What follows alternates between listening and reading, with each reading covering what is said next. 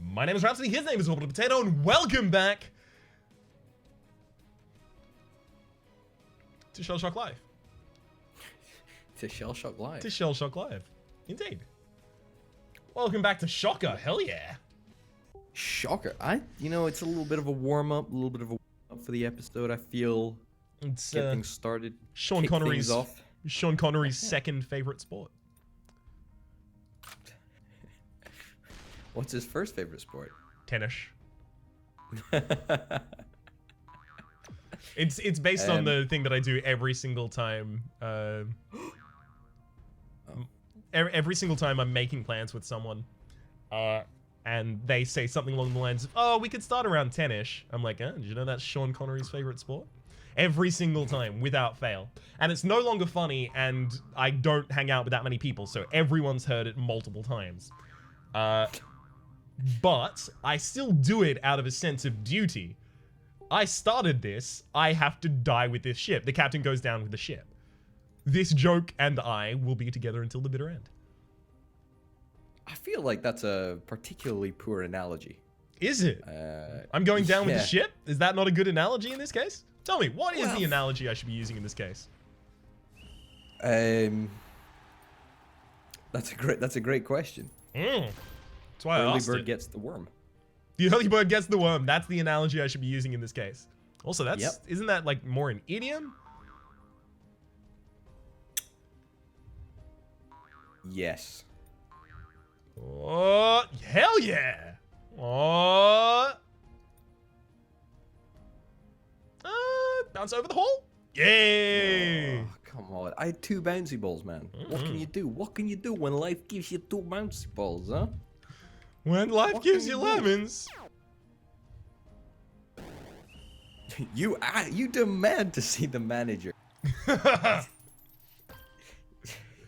don't want these lemons. What am I gonna do with these? Of course, a reference to the fantastic video game series Portal. A reference to the second sequel of Narbacular Drop. Excuse me?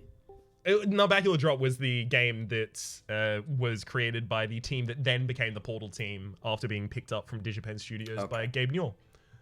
It's not technically a sequel, but it is very much the same kind of game, right? Like Spiritual successor.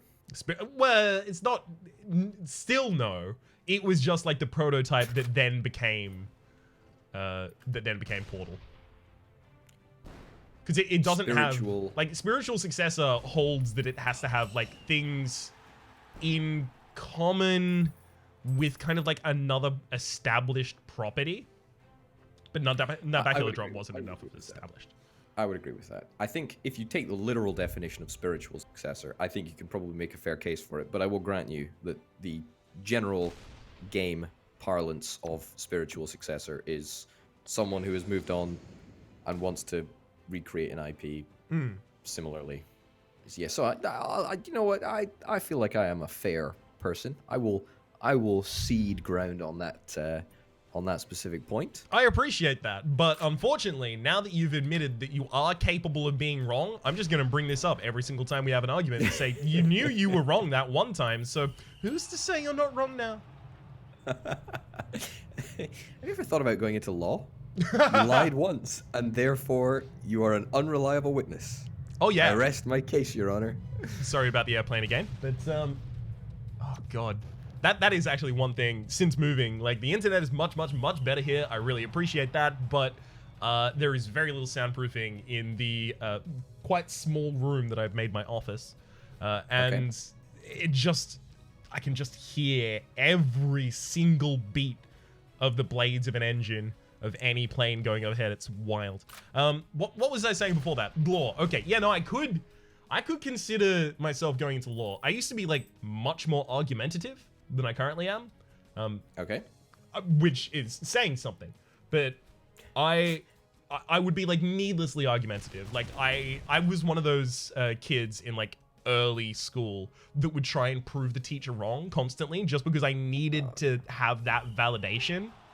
And I got that same validation out of arguments. Later on in life, character development, I learned that, wait, no, that just makes you a dick and no one likes you if you do that. Right? You're just being a contrarian at that point. But during that period of time, there were a lot of people who were trying to very politely bring to my attention that I was being a little bit of a dick by saying, have you considered law? I do apologize. I did not realize that was a sore spot. Yeah, no, I can't believe that you could say that to me. Like, oh my God. I'm just going to tie you up here. No, in the game, we're going to tie up the score. I am loyally a man by trade. So of course I needed to say that I mean in the game, because otherwise someone might tie you up at some point and then they just dredge up the footage of this and, stick me up for the crime. I'm not going to get framed like that. I'm not going down like that.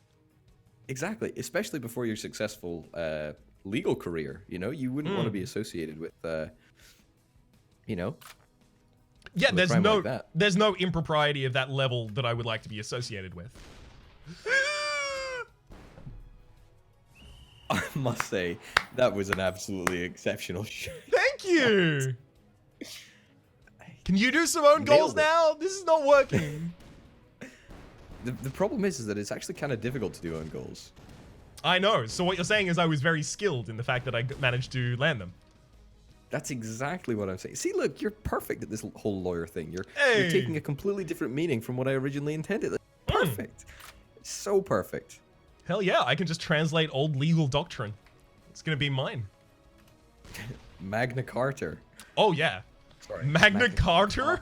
I don't know why I said that. Magna Carta.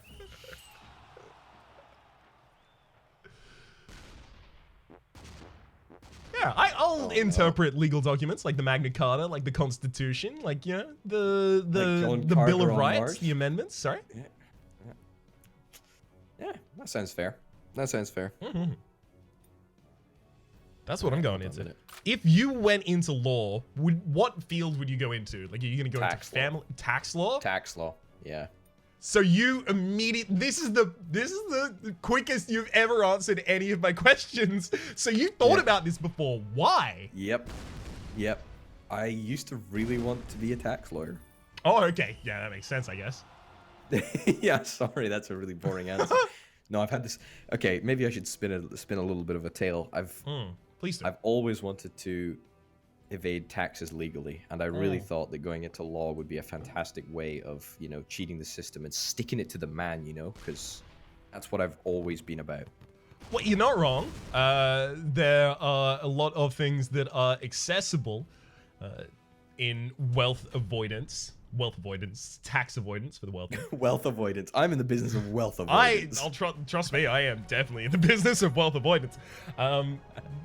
My past attempts at careers would dictate. Hold on a minute. There we go. But okay, so what actually made you interested in tax law?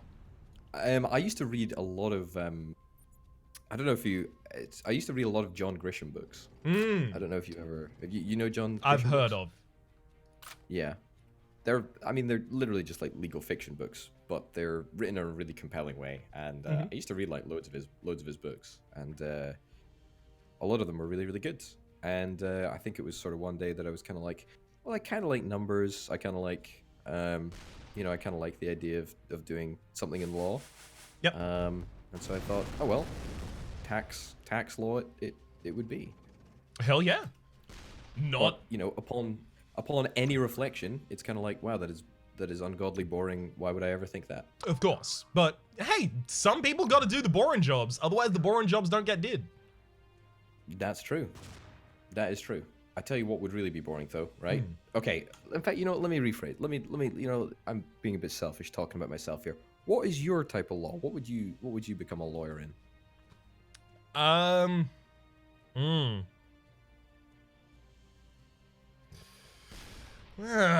Well, the dramatist in me wants the criminal law, wants to be Atticus Finch, right? But in reality, I'm thinking I would probably just go into like policy interpretation and stuff like something really, really boring and dry. Okay, like constitutional sort of law, I guess. Kind of. Yeah. But like also just like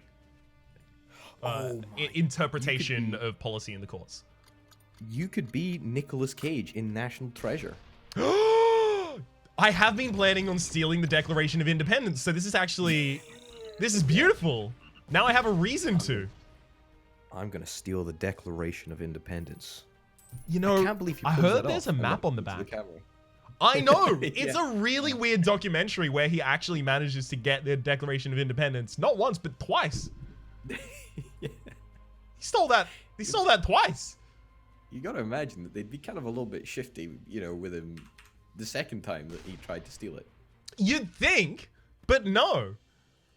Wild. I don't know how they got the cameras in there for the robbery as well. Like, damn. Was it like a recreation or something? I don't think so. It looked too real, and they had actually Nicolas Cage doing it as well. Usually, if you do like a reproduction, you get someone else. Yeah. I heard that the you know, the film crew were all trained in like the art of you know, robbery and whatnot, so they were all like accomplices and stuff. So it was just like one of those things where like friends film a you know, like a backyard project sort of thing, you know? Oh yeah, okay. It actually wasn't meant for full distribution. It was a found footage film. Well, exactly. That's the sort of thought that I had anyway. Actually, they had to cut out a lot of scenes for the theatrical release of people just turning to the camera and saying, "Are you okay with this? Like, do you want to follow me over here while I go steal this?" You know, things like that, as they were giving directions to the actual camera. Yeah. No, so so you'd go into like constitutional law. Okay, all right. Why? What's the logic in that? Just boring. I would say that certain interpretations, like especially with films that I've watched recently, like to mention Vice and the interpretation of the unitary executive theory, the different interpretations that you can have on legal documents like that can be incredibly influential. And while I wouldn't want to wield that influence, I would want that influence wielded by someone who isn't going to use it maliciously. Now, I can't say necessarily that I wouldn't be using it maliciously by someone else's definition, but I don't feel like there is currently a system set up for the reining in of those kinds of powers effectively. It's like the benevolent dictator, right? Is that I think everyone sort of feels. No, seriously, right? I think everyone sort of feels like if I was in control of everything, it would be great, and I would do a great job. That's the handbook for rulers. That's the CGP perspective. Yeah, the dictator's handbook. Yeah. That's fair. Okay. Constitutional law. So what you're basically saying is you just want to be a judge, like a Supreme Court judge or whatever the equivalent is in Australia. We have a Supreme Court. What? Yeah, we have a Supreme Court. We didn't have a Supreme Court until like 2004. Damn, we are way ahead of you. Yeah, that's true. Anyway, that's a boring conversation. I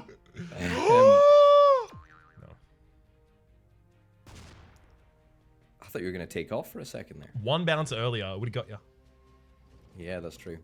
But you know what they say: horseshoes and hand grenades, buddy. Yep. You know what they say about one bounce earlier: horseshoes and hand grenades.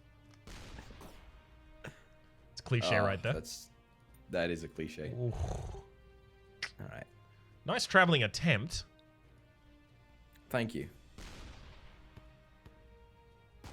Nice grenading attempt. Thank you.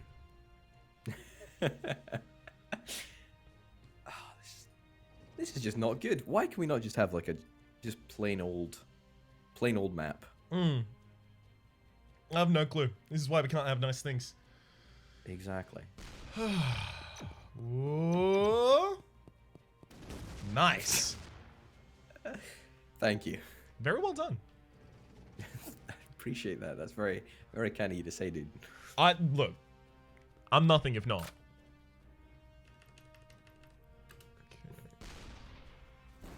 I must say that is an absolutely exceptional shot. Really. Thank you. Wow. Can only hope that one of these days you manage to, step up on my level. But yeah, we'll see.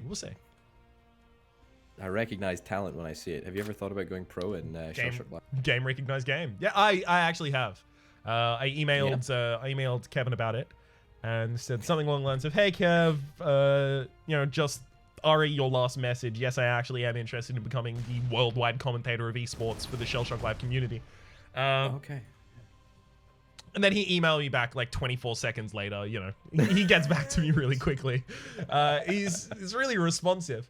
Yeah. And just said, yeah, okay, actually I've decided I'm gonna step down and make you actually the CEO of K-Champ Games. And I was like, you can't make it K-Champ Games. Like, my name's not K-Champ. And he was like, actually, we're changing it to R. Pearson Games. And I was like, that's really kind. Thank you so much.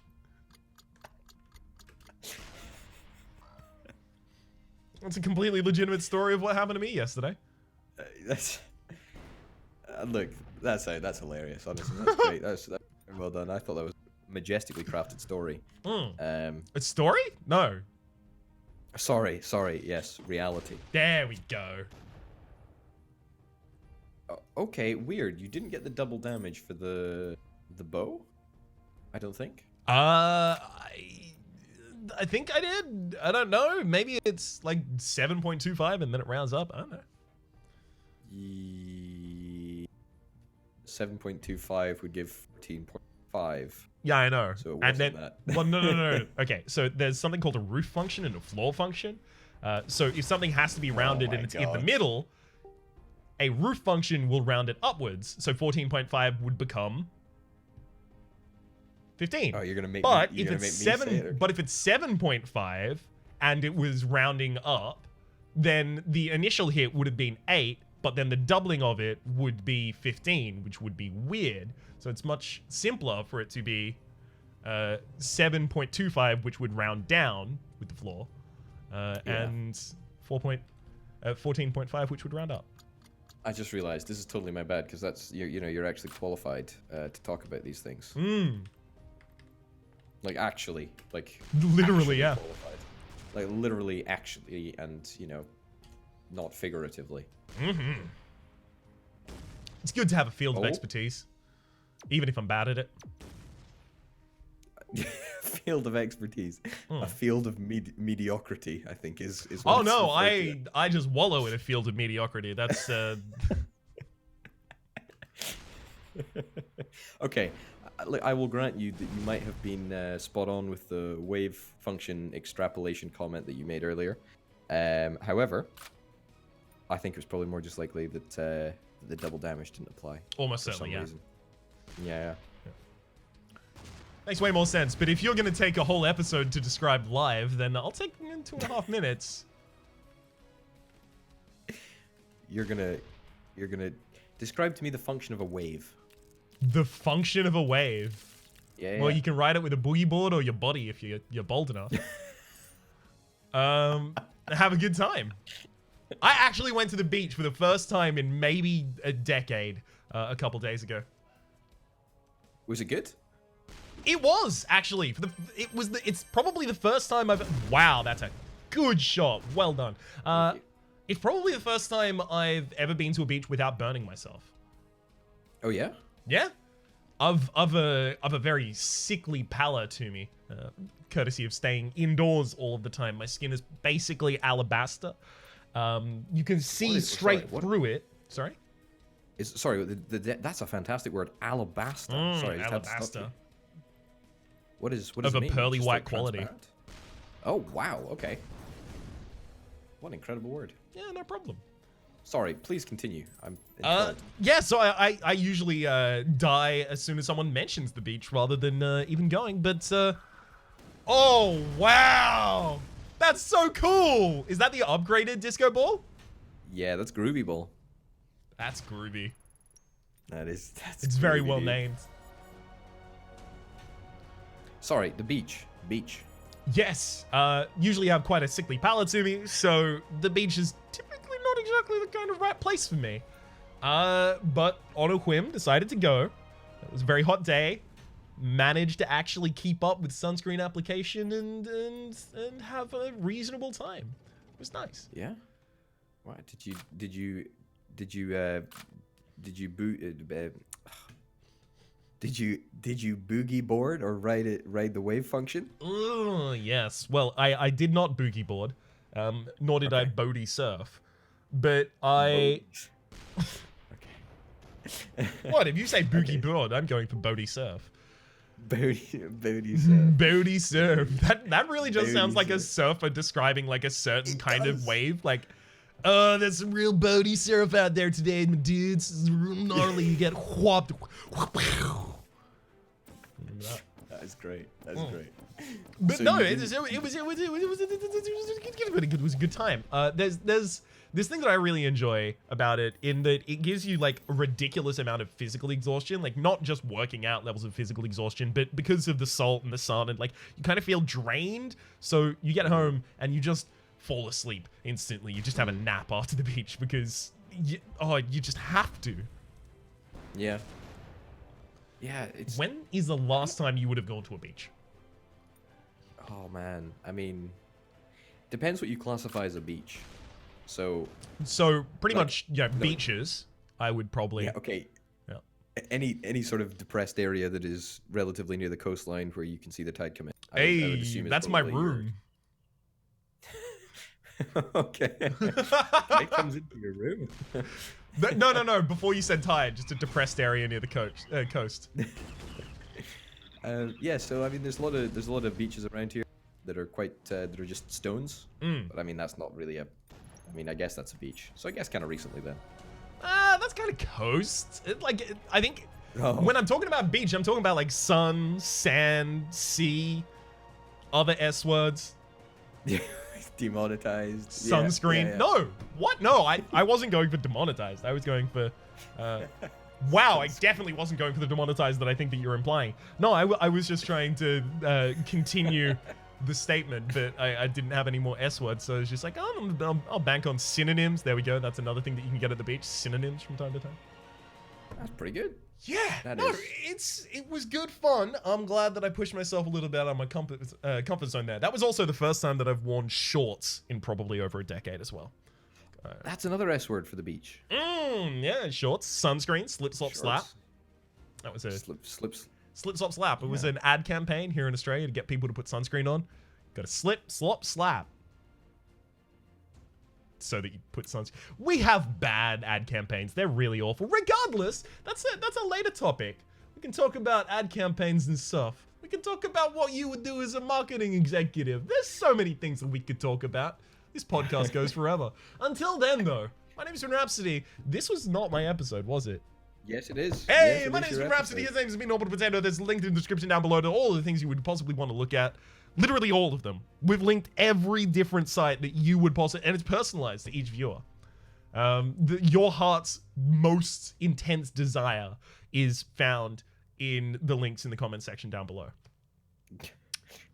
So, you know, some of you might say, actually, Rhapsody, I opened it and then I had my friend open it and we both saw the same description, so it's not really personalized. I would say, no, you just don't understand your desires. You really want to go and check out Orbital's channel so that you can see his current playthrough of Democracy 3, and you really want to check those playlists. It's just a most intense desire. People don't understand it. It's like looking into the mirror of Erised and, by the way, I should end this episode before I just continue forever.